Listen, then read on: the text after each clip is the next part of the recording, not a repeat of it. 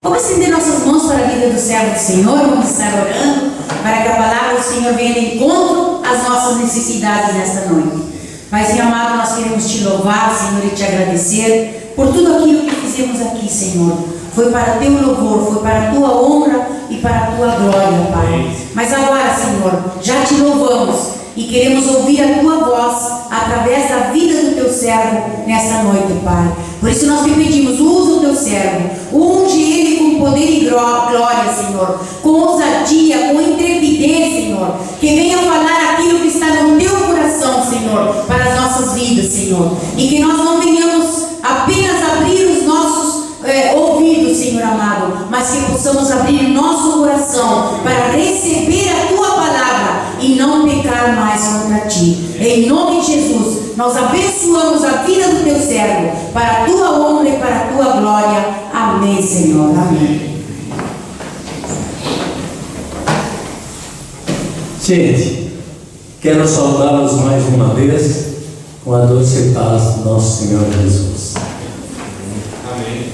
Tem momentos que nós andamos cansados, tem momentos que nós andamos desanimados, mas o que o Senhor nos promete é uma vida de renovação. Amém. O próprio apóstolo Paulo falou que o Espírito milita contra a carne e a carne milita contra o Espírito. Nós somos carne, mas precisamos ter o Espírito Santo em nossas vidas para que possamos superar as demais dificuldades. Eu quero compartilhar com vocês esse texto de Gálatas 5.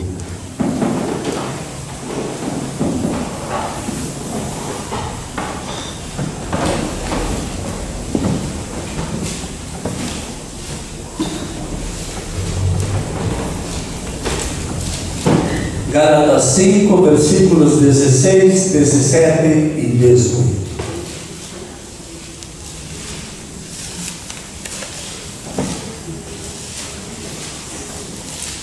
Digo, porém, andai no Espírito, e jamais satisfareis a concupiscência da carne. Porque a carne milita contra o Espírito, e o Espírito contra a carne, porque são opostos entre si, para que não façais o que porventura seja do vosso querer. Mas se sois guiados pelo Espírito, não estáis sob a lei. Amém? Amém. Essa é a palavra de Deus para nós nesta noite. Todos nós militamos contra a carne. Todos nós temos essa luta em nossas vidas. E todos nós devemos de buscar uma vida de renovação diante do Senhor. Quem nunca passou por esse processo de renovação está fadado no fracasso. Não tem outra forma. Nós precisamos ter renovação do Espírito, andar no Espírito, sentir a graça de Deus, o poder de Deus agindo em nossas vidas, sentindo que Deus está presente conosco. Vai uma decadência espiritual e corre um grande perigo de perder sua fé. Hoje é uma noite de renovação. Amém. Temos a Santa Ceia, Glória a Deus. que nós vamos partilhar dela, uma Santa Ceia onde somos acolhidos pelo Senhor, e uma Santa Ceia onde o Senhor ministra cada vez mais em nós. Uma Santa Ceia que nos renova, que nos cura, que nos fortalece, que nos dá um novo sentido aí. Certo, gente? Pode ficar bem à vontade. Esse dia do concílio, eu estarei fazendo a abertura Depois entregarei para a pastora Fátima e eu e a minha família vamos sair, vamos para casa, porque para não deixar ninguém intimidado, para que todo mundo possa se manifestar da forma que deve ser, amém? Amém. Gente, hoje é dia dos juvenis, né? Mas melhor dia do amanhã, dia 12. Mas eu quero falar de um ancião. Nossos juvenis vão ser anciãos outro dia. Eu fui jovem e agora já sou idoso. Mas a verdade é que eu quero falar do apóstolo João na ilha de Patmos. A idade que ele tinha já era avançada, porque o Apocalipse foi escrito em 93 depois de Cristo. E quem teve as visões foi João. O Senhor Jesus levou até o céu e começou a mostrar o que iria acontecer. Jesus levou até com um propósito, revelar coisas que são e que hão de acontecer. Foram muitas as revelações, as visões, como por exemplo escrever as cartas às 7 igrejas da Ásia, a aparição do Anticristo, a derrota de Satanás e o reino eterno de Cristo. Mas entre todas estas visões, uma se destaca e chama a minha atenção: a visão da sala do trono. E eu convido vocês a abrirem a Bíblia em Apocalipse, capítulo 4. Nós vamos ler do versículo 1 ao versículo 11.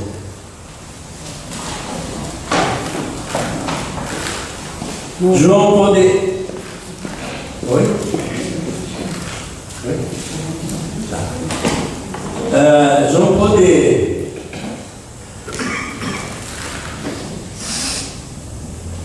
chamar a nossa atenção, e pode chamar a nossa atenção, a visão da sala do trono de Deus. João pode completar a sala que rege todo mundo, a sala onde Deus exerce a sua autoridade e soberania. Então eu vou pedir que a Marta esteja nele. Apocalipse capítulo 4, versículos 1 ao versículo 11. Nos diz assim: o trono de Deus. Depois dessas coisas, olhei e eis que estava uma porta aberta no céu. E a primeira voz que, como de trombeta, ouvira falar comigo, disse: sobe aqui e mostrar-te-ei as coisas que depois destas devem acontecer. E logo fui arrebatado no Espírito. Eis que um trono estava posto no céu e um assentado sobre o trono. E o que estava sentado era na aparência semelhante a pedra jaspe e sardônica, e o arco celeste estava ao redor do trono, e parecia semelhante a esmeralda. E ao redor do trono havia 24 tronos, e via sentado sobre os tronos 24 anciões, vestidos de vestes brancas, e tinham sobre suas cabeças coroas de ouro. E do trono saíam relâmpagos e trovões e vozes, e diante do trono ardiam 7 lâmpadas de fogo, as quais são os 7 Espíritos de Deus. São os 7 Espíritos de Deus. E havia diante do trono um mar de vidro semelhante ao cristal, e no meio do trono e ao redor do trono 4 animais cheios de olhos por diante e por detrás. E o primeiro animal era semelhante a um leão, e o segundo animal semelhante a um bezerro. E tinha o terceiro animal o rosto como de homem, e o quarto animal era semelhante a uma águia voando.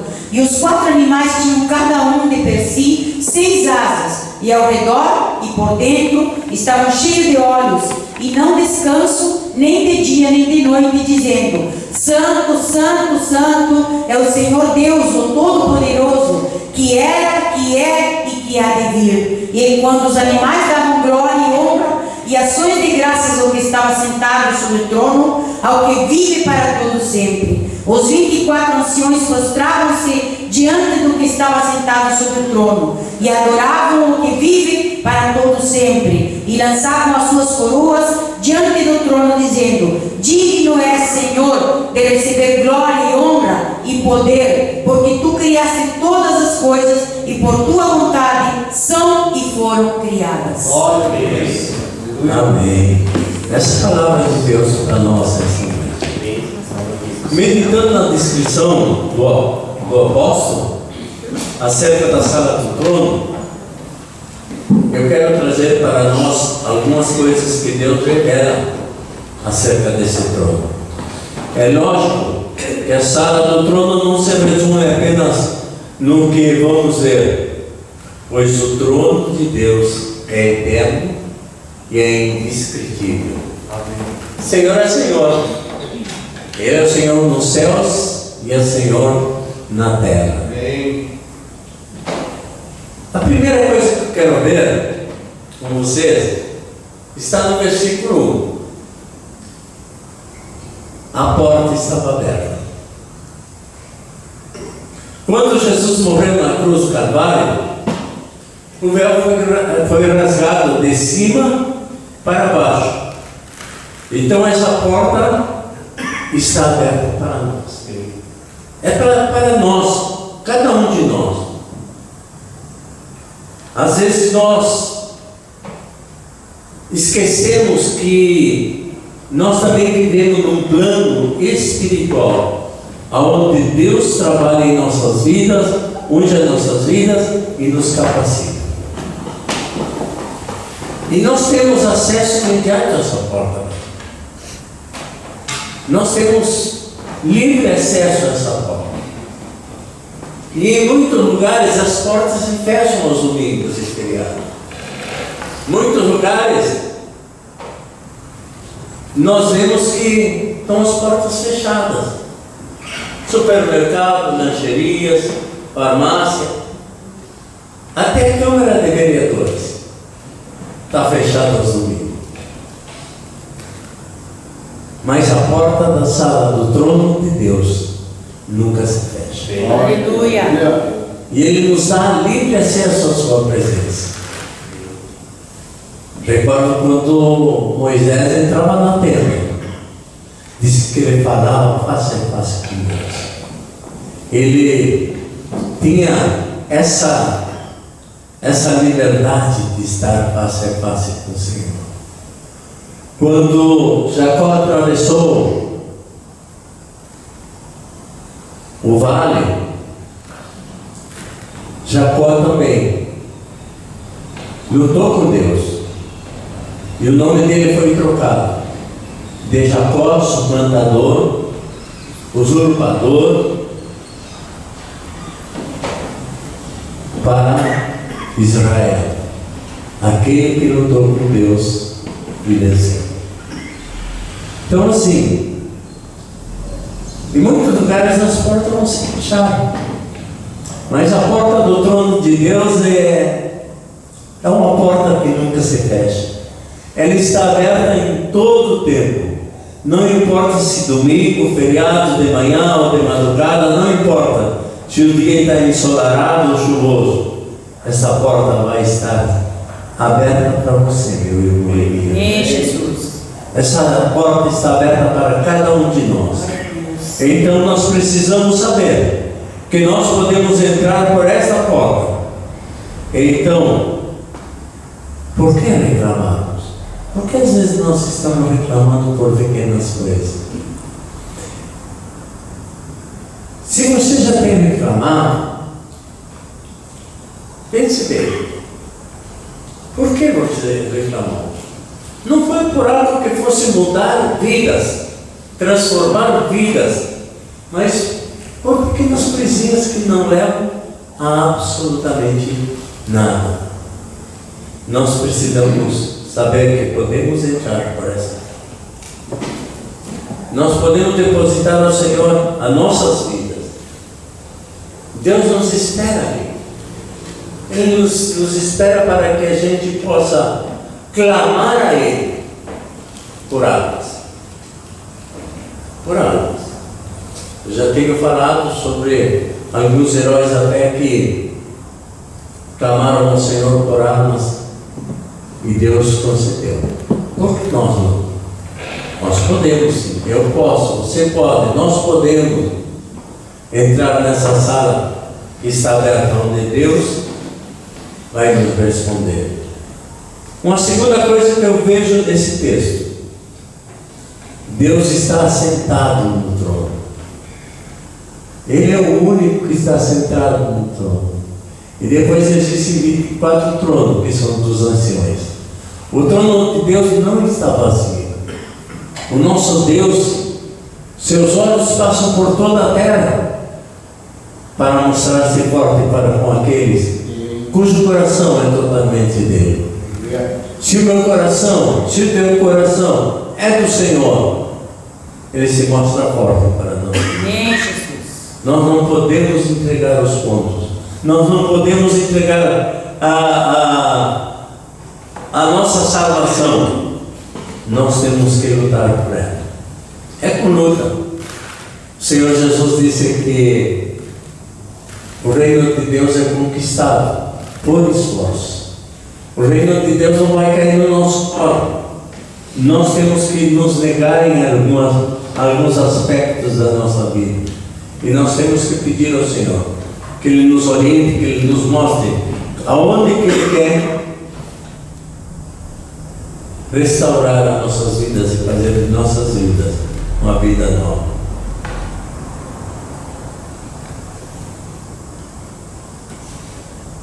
O trono de Deus não está vazio, pois se o trono estivesse vazio, o reino se perde.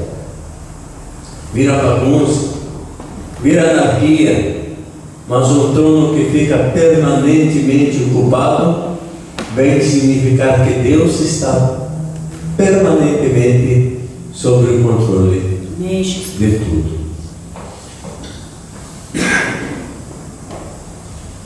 Muitas pessoas, quando olham para as coisas que vêm acontecendo no nosso dia a dia e nesse mundo, como por exemplo o avanço das drogas, as mortes que estão acontecendo, a prostituição, as violências, tanto violência doméstica como violência, nós não podemos estar na esquina, porque já se torna perigoso.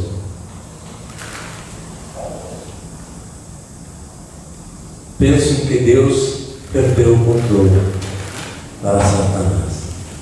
Mas quem pensa assim está completamente enganado. Deus está assentado sobre o trono. E tudo está sob o controle dele. Não tenha medo. Tua vida está sob o controle do Senhor. Só que o homem tem o seu livre-arbítrio.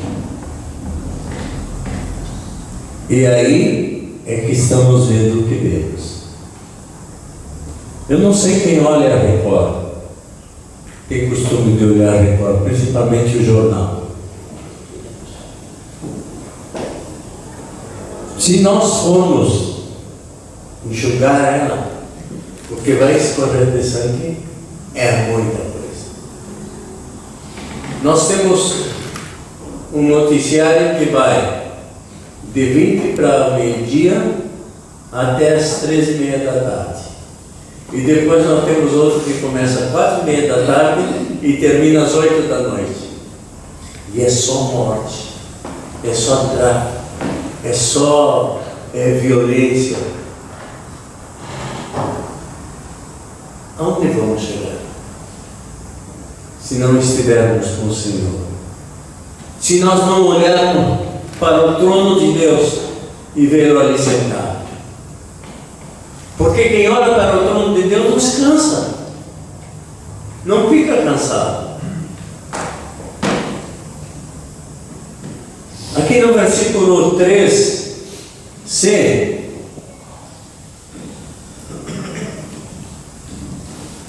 diz: no aspecto, o que está sentado tem o aspecto da pedra de jaspe e de sardônio. E essa é a verdade. Pedra de jaspe é esverdeada, de cor esverdeada, que nem esmeralda. E segundo a ciência, a cor verde é a única cor que não cansa as vistas. Ou seja, não nos cansa. Nós não cansamos. Quem olha para o trono segue em frente, olhando para Jesus, o autor e consumador de nossa fé. Às vezes olhamos para as imperfeições dos irmãos. Tu viu como a Paula estava vestida? E a Vanessa então? Mas a verdade é que nós temos que olhar para o trono de Deus. Hoje nós dizíamos lá em Cachoeirinha, o que nós temos é que vir ao culto, trazer ao altar do Senhor as nossas necessidades, porque Ele nos alivia, Ele carrega o nosso fardo, Ele nos dá vitória. Imperfeição todos nós vamos ter.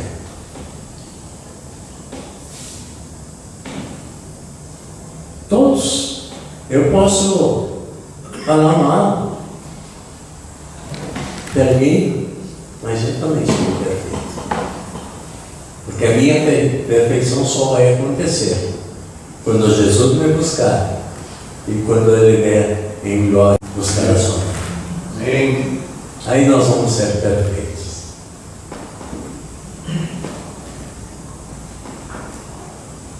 Precisamos olhar para aquele que está no trono, que é perfeito, é infalível, inquestionável, é grande e forte, e é a nossa sustentação.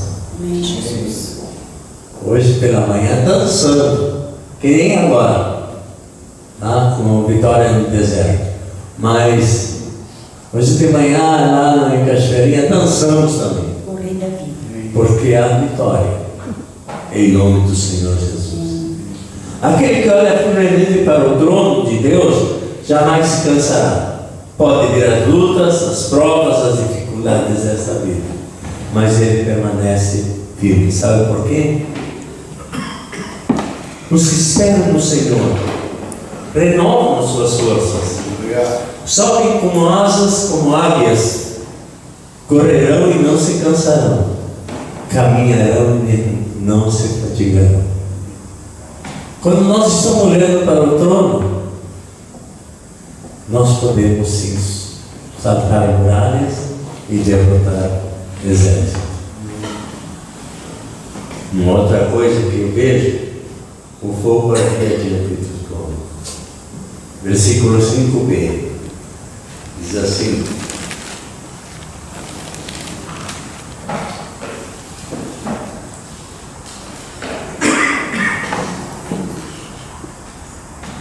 diante do trono ardem as 7 tochas de fogo, que são os 7 Espíritos de Deus.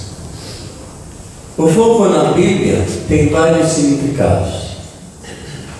E um desses significados é a manifestação do poder de Deus.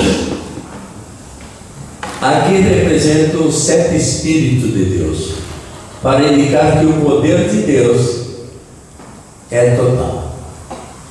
Vemos que o fogo não queimava, mas sim ardia, como o fogo que arde continuamente sobre o altar. Lá de Levíticos capítulo 6, versículo 13. O fogo queima, não tem propósito e destrói tudo que está na sua frente. Mas o fogo que arde tem um propósito definido, como iluminar, aquecer ou até mesmo alimentar. Deus não manifesta o seu poder sem propósito. mas sim com entendimento. E a razão que nos alegrava, pois o fogo de Deus tem ardido continuamente diante de tua casa. O fogo de Deus tem ardido continuamente em nossos corações. E a última coisa que eu vejo aqui é o mar de vidro, semelhante ao cristal, no versículo 6.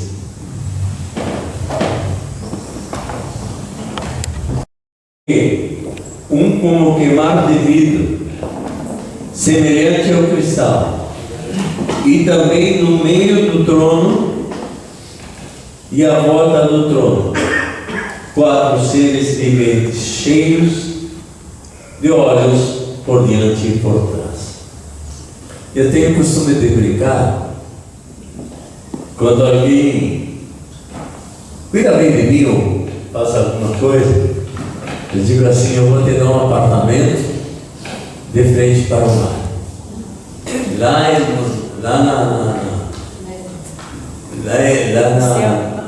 no céu. Eu vou te dar um apartamento de frente para o mar. E aí as pessoas dizem: mas como? Sim, mar de cristal.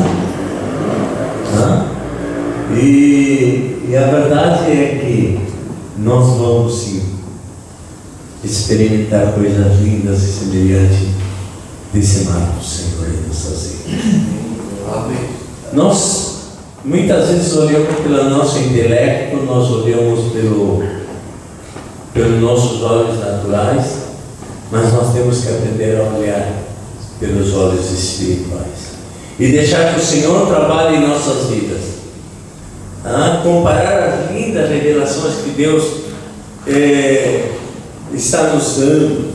Somente assim nós teríamos a noção das coisas que Ele viu. Vemos nesse verso que usa 2 substantivos: o mar e o cristal. O mar é conhecido pelo seu tamanho, os seus mistérios. Existem peixes no mar que até hoje não foram descobertos. Existem alguns pontos do mar que são tão profundos que, se pegássemos o Monte Everest, ele não teria capacidade de ocupar o espaço de profundidade do mar. Na sala do trono de Deus existem mistérios que jamais foram revelados ao ser humano. Lá procede toda a sabedoria, entendimento, glória e poder. O apóstolo Paulo, em 1 Coríntios, capítulo 2, versículo 9, disse: mas, como está escrito, nem olhos viram, nem ouvidos ouviram, nem jamais penetrou em coração humano o que Deus tem preparado para aqueles e aquelas que o amam. E o cristal representa a clareza, a transparência de Deus em nossas vidas. Ele não esconde a verdade. Com Ele tudo é bem claro e limpo. Quantas pessoas têm feito coisas erradas, achando que Deus não está vendo, mas mal sabem que elas e o nosso Deus é transparente. Ele vê tudo, Ele sabe tudo. Portanto, não os temais, pois nada é encoberto que não venha a ser revelado, nem oculto que não venha a ser conhecido. Mateus capítulo 10, versículo 26. Meu irmão, minha irmã, hoje a mensagem vem aqui corrida, porque nós temos o concílio. Na conclusão, quero dizer a vocês assim: não perca mais o seu tempo com coisas fúteis, coisas que aparecem e desaparecem. Entre na sala do trono. Entregue a Deus tudo o que você tem, tudo o que você é, pois Ele tem o melhor para lhe dar. Não fique amarrando sua vida. Deixe o Senhor tomar conta, pois Ele é um Deus sempre pronto para te socorrer e abençoar. Quero te desafiar, meu amado, minha amada, a colocar tua vida sobre o trono de Deus e dizer: Senhor, quero ser teu, simplesmente teu. Nós confessamos hoje cantando que nós amamos Deus. E eu quero te convidar agora a colocar a tua vida no altar de Deus. Somente Ele pode quebrar o jugo, somente Ele pode dar a vitória, somente Ele pode fazer com que os teus inimigos sejam envergonhados na tua presença. Deus não nos chama para sermos envergonhados. Deus nos chama para sermos instrumentos em suas mãos. E é por isso, Pai, que nós te damos graça. É por isso que nós te louvamos. É por isso que nós bendizemos o teu nome, Paizinho querido. É por isso que nós falamos que o Senhor é Deus que nos abençoa. Que o Senhor é Deus que nos dá vida e nos dá vida abundante. Paizinho querido, nós queremos sim estar na sala do trono. Amém. Dando glórias, dizendo: Santo, Santo, Santo és tu, Pai. Dizendo que o Senhor é um Deus poderoso, um Deus que era e que há de vir. Tu és digno, Senhor. Amém, Jesus. Tu és digno. O Senhor é o nosso Deus, Aleluia, Pai. digno de receber de nossas vidas toda a honra, toda a glória e todo o poder. Porque todas as coisas tu criaste, sim, por causa da tua vontade, vieram a existir e foram criadas. Amém. Tu nos criaste para o louvor da tua glória. Aleluia, Senhor. Ensina-nos a glorificar o teu nome através de nossas vidas. Ensina a glorificar o teu nome através do nosso viver. Em nome de Jesus. Amém. Amém.